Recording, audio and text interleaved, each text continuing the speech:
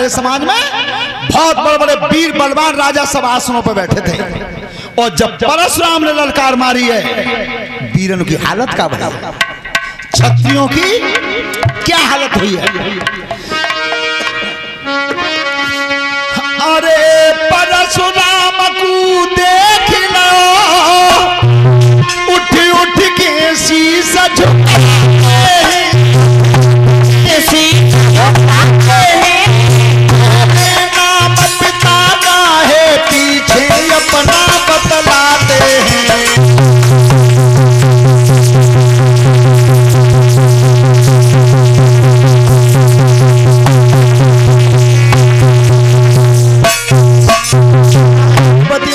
बंदियत सहित नाम बता रहे हैं कि जी हमारे बाप को नाम है, जी नाम हमारा, हमने तो भैया छुआ ना है। मूढ़ जनक बतला मुझको आखिर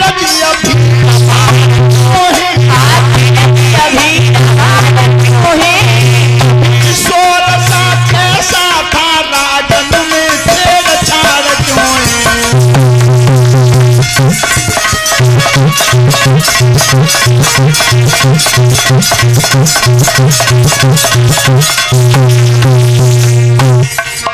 अरे जनक राज समझा मुझको, जी धनुष कौन है,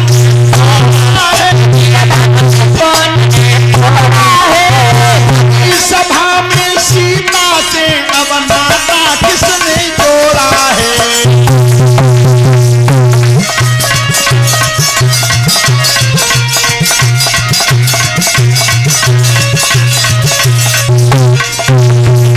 जनकराज, तुम्हारे दरबार में ये राजा कान में सलाह क्या कर रहे हैं, और जिसने भी धनुष तोड़ा है वो अलग निकल के खड़ा हो जाए, जितने बैठे सब मारे जाएंगे। भैया कुछ तो हमारे परीक्षित बार तो पांती खाए आए, उनने की धनुष तोड़ो जाए एक बालक ने, और पूरे सब राजन को फदिए तो पर जी बहुत क्रोधी महात्माएं जाको फंसा सब पे घूमे हो, बचे हुए पुना खाओगे हिम्मत नहीं पड़े, हाथ जोड़े ठाड़े, सब बंदियत सहित नाम बता रहे हैं। महाराज जी मेरो नाम है, जी मेरे बाप को नाम है, मैंने तो छुआ हुआ कैसा होना कांप गए, शरीर पीले पड़ गए परशुराम के मारे। ध्यान रखना 4 कला से अवतार थे परशुराम, और जिस समय महान क्रोध में है, किसी की हिम्मत नहीं पड़ी है, तब राम उठे, भगवान राम आए और तब परशुराम के सामने हाथ जोड़ दिए। क्या? अरे नाथ संबुधनो भंजनहारा,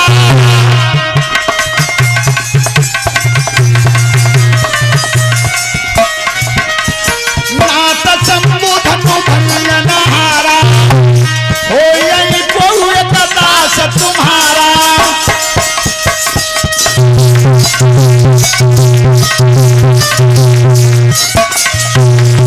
आयसुताह बहियत न मोही, सुन साई बोले मुनि द्रोही।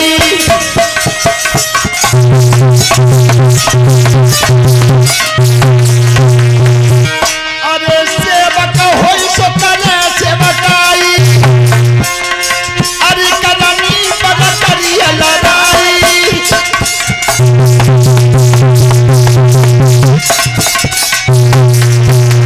सुनो नाम जय शिव धनु तोरा, और से सबाहु सब सोर कुमोरा।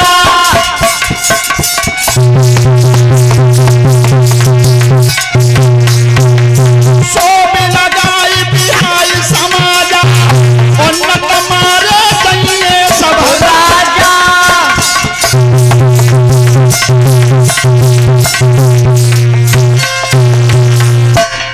ये व्यासपीठ के माध्यम से 100 रुपए की हरमाला संजू बाबू की तरफ से है। परमात्मा सुख समृद्धि देता रहे, धन्यवाद। ध्यान रखना भगवान राम हाथ जोड़ के मना रहे हैं। सोता बंधु बड़ा वही होता है जो झुकता है, और ध्यान रखना झुकता वही है जिस पे वजन होता है, झुकता वही है जिस पे वजन होता है। तो राम हाथ जोड़ के कह रहे प्रभु धनुष तोड़वे बात क्या कोई दासी सेवक हो सकता है? ध्यान रखना मनाते रहे, जब ना माने तो पीछे से लक्ष्मण ने कही कि भैया तुम ने घट जाओ तो दो बात मैं कर लूँ, अब बहुत देर रहेगी। सो लक्ष्मण आए सामने और लक्ष्मण जी क्या बोले, छुआ टूट रघुपति नाय दोषु,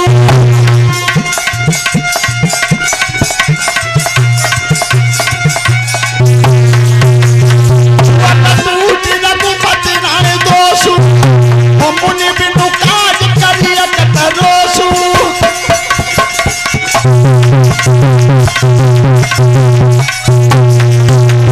बहुधनु ही तोरी ललकारी, अब कबहु न यसर सकी न गुसाई।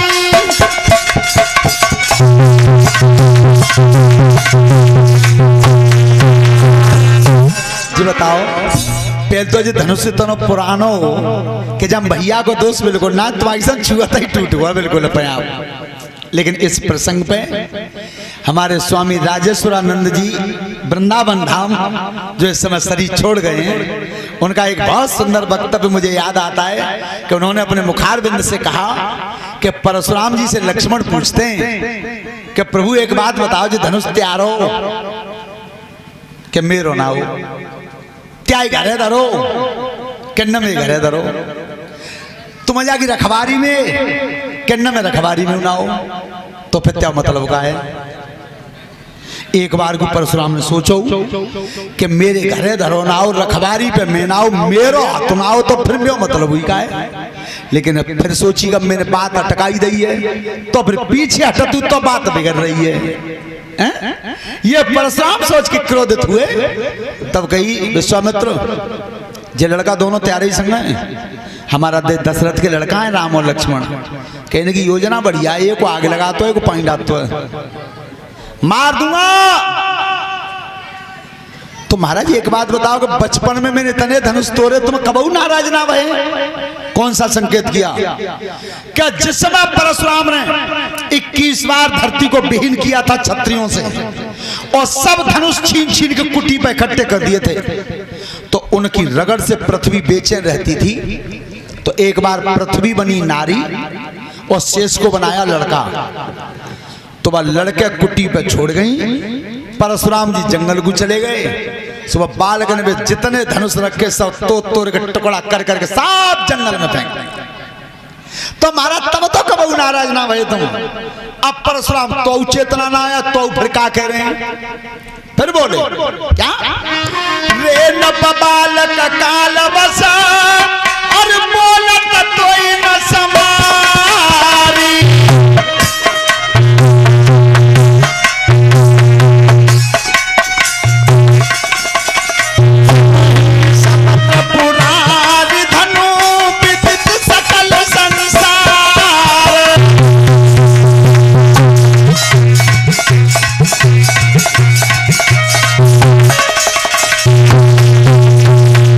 लड़के बोलने की तमीज है, ये धनुष उनके समान है, मार दूंगा।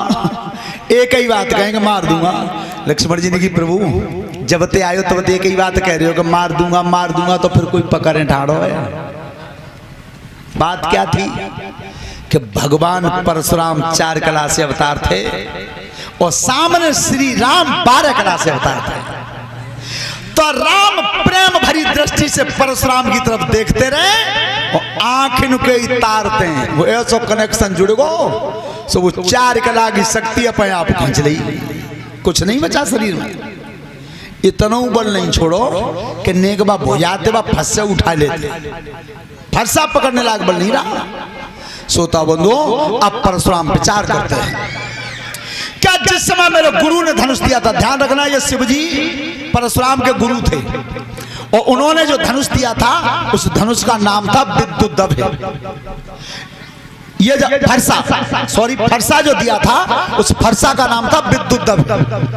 और जिस समय फरसा दिया था परशुराम को, उस समय शिवजी ने ये कह दिया था कि जिस दिन परशुराम तुम्हारे बल की सीमा क्षीण होने लगे, बल कम होने लगे, जिस रूप के सामने तुम्हारा शरीर बलहीन होने लगे, उसी समय समझ जाना कि ब्रह्म अवतार हो गया। उससे पहले तुम्हारा बल कभी कम नहीं होगा।